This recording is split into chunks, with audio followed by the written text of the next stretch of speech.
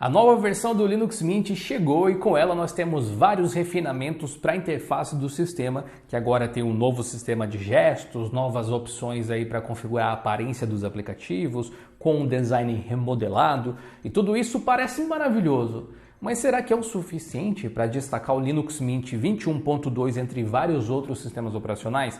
Com certeza o Mint tem algum trabalho pela frente para fazer, que é melhor começar antes que seja tarde demais.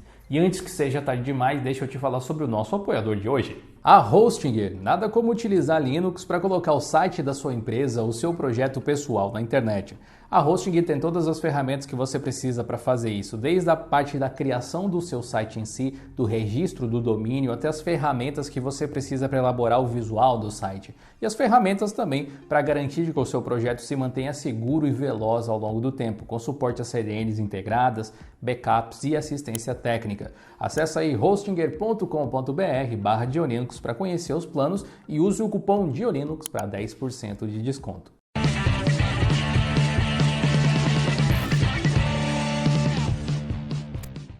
O Linux Mint sempre pareceu um projeto que sabe muito bem o que quer, e essa nova atualização é mais uma prova disso. Seria muito fácil dizer que o Linux Mint 21.2, que recebeu o codinome de Victoria, é uma melhoria simples sobre a versão anterior.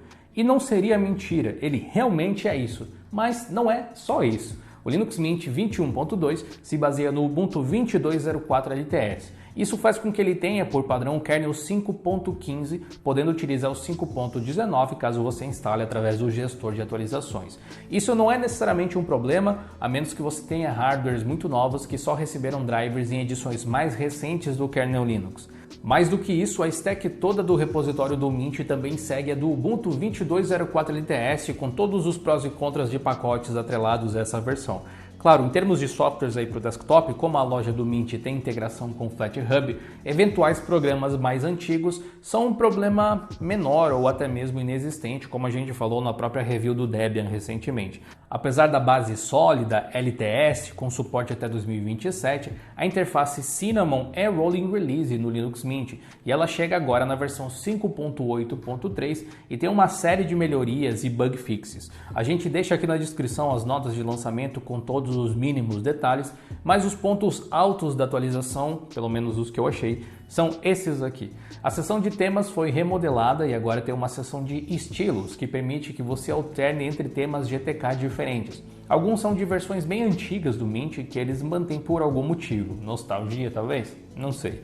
Acompanhado dos estilos, nós temos uma seção ali para ativar o Dark Mode do sistema, ou o modo misto, que inclui agora um tema para barra. É uma organização que faz muito mais sentido do que a abordagem anterior, que tem uma série infinita de menus que permitiu que a gente escolhesse pastas e cores diferentes. Faz mais sentido, é mais fácil de escolher. Isso agora é feito através da seção de cores. Elas permitem que você escolha o Accent Color do desktop, que vai refletir ali nas pastas e no tema do sistema em geral, nas aplicações.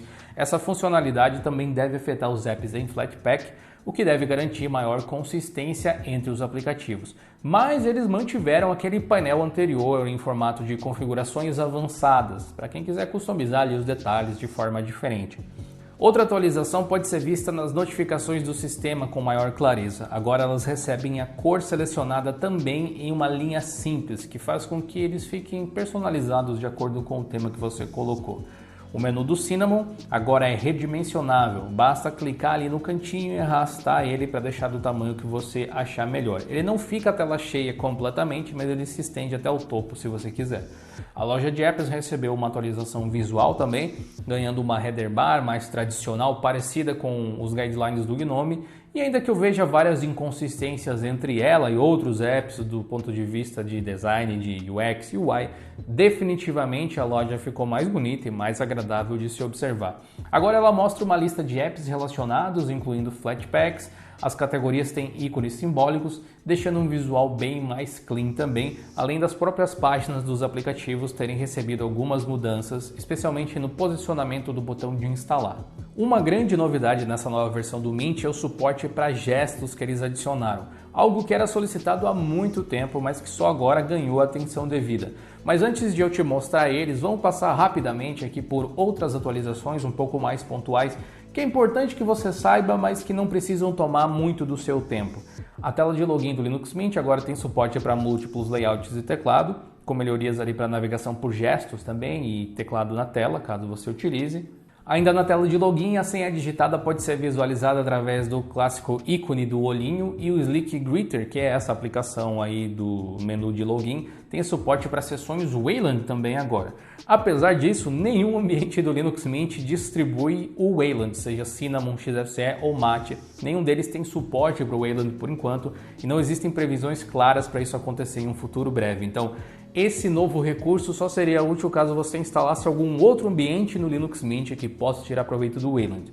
O Pix, não um método de pagamento que a gente usa aqui no Brasil, mas o gestor de imagens do Linux Mint, ganhou uma série de novos recursos por ter sido rebaseado na nova edição do GTump, com suporte para novos formatos de imagem, melhores ferramentas para edição e atalhos do teclado customizados. A gente já falou um pouco do visual do Linux Mint, né? Mas ainda tem alguns detalhes. Você vai reparar que existem variações de tons em algumas cores, além de algumas cores novas também disponíveis para você customizar. Aquela tirinha que tinha sido colocada por cima dos ícones das pastas na versão anterior foi felizmente removida. Os tooltips, que são aquelas mensagens que aparecem quando você deixa o mouse sobre algum elemento da interface, também vão usar a mesma cor do Accent Color. Nós tivemos o realinhamento dos botões das janelas, os ícones simbólicos agora são utilizados nos menus de contexto e nos aplicativos também, o que faz com que eles consigam mudar de cor conforme o modo do aplicativo, Dark Mode, Light Mode, enfim. Softwares que não fazem o uso desses ícones simbólicos usarão um fallback de temas do Adwaita do GNOME. Temos uma bela coleção de wallpapers novos também para customizar o sistema ao nosso gosto, além de melhorias nas thumbnails do gestor de arquivos Nemo. Temos também melhorias na segurança do Warpinator graças à ajuda do pessoal da SUSE. Muito legal esse tipo de colaboração. E agora sim, a gente pode falar sobre o suporte a gestos.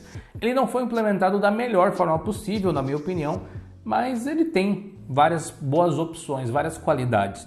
Gestos são uma opção nova no painel de controle do sistema. Eles vêm desativados por padrão e ao ativar você pode escolher o que cada gesto que você faz no touchpad ou na tela podem fazer, caso você tenha tela sensível ao toque aí no seu laptop. Tudo é bem customizável e permite até mesmo a criação de scripts que vão rodar quando você fizer um determinado gesto. Achei essa ideia muito interessante. Gestos atualmente funcionam muito melhor no Wayland do que no Xorg. Apesar disso, existem algumas distros como o Elementary OS e até mesmo o Pop! OS que conseguiram uma implementação relativamente bem feita mesmo utilizando o Xorg, mesmo não utilizando o Wayland. No Linux Mint, os gestos funcionam basicamente como se fossem teclas de atalho. Você ativa alguma funcionalidade, a animação acontece, não existe um meio termo da animação. Não há como cancelar um gesto e essa definitivamente não é a melhor implementação de um sistema desse tipo que eu já vi, mas é ok, digamos assim. E como antes nem existia, eu acho que a gente pode considerar um avanço. Esse tipo de construção e design que o Linux Mint faz levanta alguns questionamentos sobre a capacidade do sistema de evoluir junto com as demais tecnologias do desktop Linux. Mas antes de falar sobre esse assunto um pouco, eu quero te mostrar os resultados dos benchmarks dessa nova versão, especialmente comparada com a edição anterior 21.1. Os testes são feitos com esse hardware aqui na tela, que é esse laptop aqui em cima da mesa. Sempre bom lembrar que você pode conferir todos os dados desses testes envolvendo as várias distros em geolinux.com.br/benchmarks. Como vocês vão ver aqui, começando com o teste de Blender, os resultados não são lá muito performáticos, infelizmente. Os pacotes mais antigos que o Mint utiliza, especialmente em relação a kernel e drivers, parecem marcar sua presença. O mês ainda está na versão 22.2, o que é mais antigo do que o próprio Debian 12 que a gente mostrou recentemente, que é justamente conhecido por ter pacotes antigos. Isso se reflete nos resultados, como você pode ver. Quando você tem uma stack mais antiga que a do Debian Stable, isso provavelmente quer dizer alguma coisa, né? É realmente algo perceptível em outros testes também. Na Unigine Superposition, a distância para os melhores resultados continua lá. Hoje nós podemos dizer que acima de 2.500 pontos nesse teste é um bom resultado, acima de 2.600 é um ótimo resultado e o Mint 21.2 fica um pouco atrás. Do teste com o Geekbench, um resultado bem ruim também, bem abaixo de diversas outras distros. Para você ter uma ideia, o Ubuntu 22.04 LTS, ano passado, na época do seu lançamento, que é a base desse Linux Mint, já performava consideravelmente melhor, tanto em single quanto em multicore. O único teste onde o novo Linux Mint se saiu melhor foi o Web Benchmark com o Firefox. Tem uma boa pontuação, a terceira melhor até agora, na verdade aí com mais de 960 pontos. Eu testei o novo Linux Mint com alguns games também e antes mesmo de mostrar os resultados que a gente conseguiu colher, vale a pena dizer que nessa versão a Steam se mostrou bem instável dentro da minha experiência no sistema. Tanto a versão Flatpak quanto a versão .deb, eu tive várias experiências de crash, especialmente restaurando backups. Não sei se tem a ver com o Mint ou com o próprio cliente da Steam, mas eu percebi esse comportamento meio esquisito dela fechar, sabe, do nada. Especialmente quando eu fazia download ou o update dos games, né, no caso de puxar o backup. Se você teve uma experiência parecida, compartilha com a gente aqui nos comentários. Mesmo assim, no fim das contas, eu consegui restaurar os meus jogos, fazer o download deles e consegui rodar alguns testes e os resultados foram esses aqui. Em Counter-Strike, nós tivemos um bom resultado acima dos 160 quadros, mais ou menos 10 a menos do que o melhor resultado até agora, aproximadamente, então legal. Em Shadow of Tomb Raider, em HD, nós tivemos 30 quadros de média, em contraste com os 38 do melhor resultado, mais uma vez na faixa de jogável, e em Universe Sandbox, 58 quadros, um resultado que decepciona um pouco porque já fazia um certo tempo que nenhum sistema performava abaixo dos 60, sendo que alguns já chegaram a passar dos 70. O Linux Mint é um projeto sólido e bem conservador quando o assunto são mudanças e adoções de tecnologias. Mesmo assim, as últimas 2 ou 3 versões foram as que mais trouxeram mudanças no sistema em praticamente toda a sua história, especialmente depois do nascimento do Cinnamon, talvez, né? O que nós podemos considerar um bom indicador de que as coisas estão mudando sobre a forma do pessoal do Mint pensar. Ainda assim, pouco se vê de trabalho do Linux Mint para integrar coisas como o Wayland ao seu ambiente gráfico principal, o Cinnamon. Talvez o suporte do gestor de login às sessões Wayland tenha sido o começo dessa história, mas será que é o suficiente? Será que o Synaptic é a melhor tecnologia para fazer a gestão de softwares no sistema como eles estão trabalhando hoje em dia?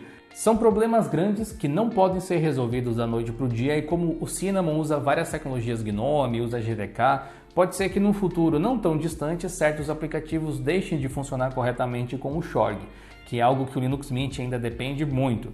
Essa implementação de gestos é muito bem-vinda, mas é perigoso que seja só mais um na linha do too little, too late, sabe? Com o Ubuntu criando uma versão imutável em Snap, conforme a gente conversou recentemente aqui no canal, será que vai ser o momento que a versão baseada no Debian do Linux Mint vai se tornar a principal? Será que uma mudança assim deixaria o Linux Mint tão bom para os seus usuários finais quanto a base Ubuntu fornece?